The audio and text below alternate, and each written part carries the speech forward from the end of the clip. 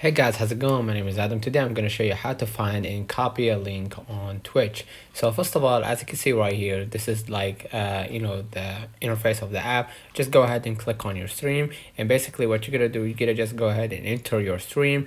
And what I'm going to do here, I'm going to just wait it out until the ad is the ad is done, and afterwards you're gonna just go ahead and click the upload kind of a thing right here at the top. You're gonna find it, and you're gonna see a window opening up for you, share to. So I'm gonna click share to, and basically hit copy or share it to whatever might be, to whatever platform that you prefer.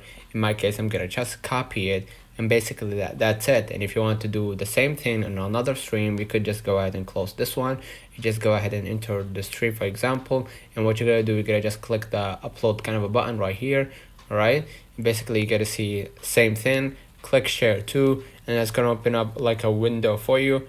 Go ahead and share it to whatever platform that you prefer, or you could just simply copy it, and basically you gotta just go ahead to any platform and share it. Let me know in the comment if this video helped you. Don't forget to like and subscribe. Thank you for watching.